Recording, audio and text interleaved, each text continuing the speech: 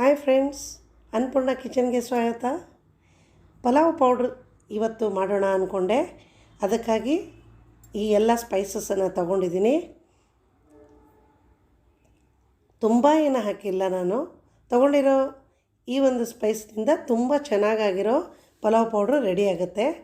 ನೋಡಿ, 4 ಟೇಬಲ್ ಸ್ಪೂನಷ್ಟು ನಾನು ಧನಿಯಾ ತೊಗೋತಾ ಇದ್ದೀನಿ, ಬೀಜ. ಇದನ್ನು ಮೀಡಿಯಮ್ ಫ್ಲೇಮಲ್ಲಿ ಇಟ್ಕೊಂಡು ನಾವು ಚೆನ್ನಾಗಿ ಘಮ ಬರೋವರೆಗೂ ಹುರಿದು ಅದನ್ನು ಒಂದು ಪಾತ್ರೆಗೆ ತೆಗೆಯೋಣ, ಒಂದು ತಟ್ಟೆಗೆ.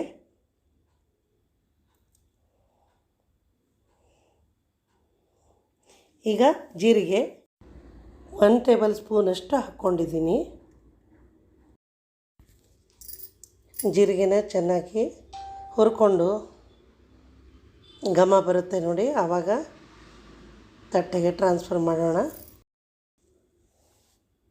ಈಗ ಶಹಜೀರಿಗೆ ಕೂಡ 1 ಟೇಬಲ್ ಸ್ಪೂನಷ್ಟು ಹಾಕ್ಕೊಂಡ್ರೆ ಸಾಕು.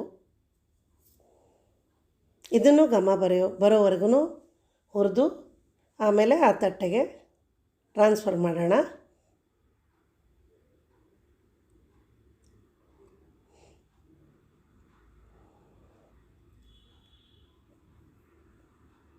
ಈಗ ಮೆಣಸು 1 ಟೀ ಸ್ಪೂನ್ ಆದರೂ ಸಾಕು. ಚಟಪಟ ಅನ್ನೋವರೆಗೂ ಹುರಿದು ಆಮೇಲೆ ತಟ್ಟೆಗೆ ಟ್ರಾನ್ಸ್ಫರ್ ಮಾಡೋಣ.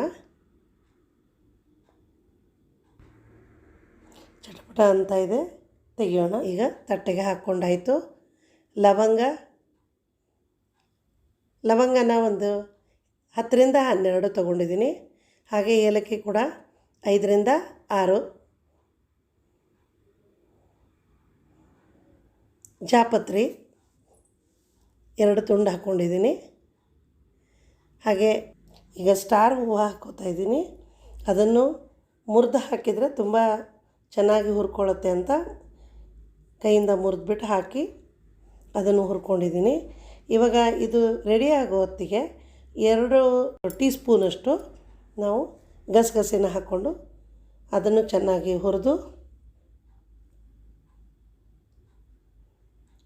ತಟ್ಟೆಗೆ ತೆಗಿಯೋಣ. ನೋಡಿ, ಇದನ್ನು ಮಾಡಿಟ್ಕೊಂಡ್ಬಿಟ್ರೆ ಯಾವಾಗಲಾದರೂ ನಾವು ಪಲಾವನ್ನ ಮಾಡ್ಕೋಬೋದು. 2 ಬೇ ಲೀವ್ಸು ಹಾಗೂ 2 ಇಂಚು ಚಕ್ಕೆನ ಹಾಕ್ಕೋತಾ ಇದ್ದೀನಿ. ಬೇ ಲೀವ್ಸನ್ನು ತುಂಡಾಗಿ ಮಾಡಿಕೊಂಡು ಹುರ್ಕೋತಾ ಇದ್ದೀನಿ, ಅಂದರೆ ಬೇಗ ಚೆನ್ನಾಗಿ ಹುರಿಯುತ್ತೆ ಅದು ಅಂತ.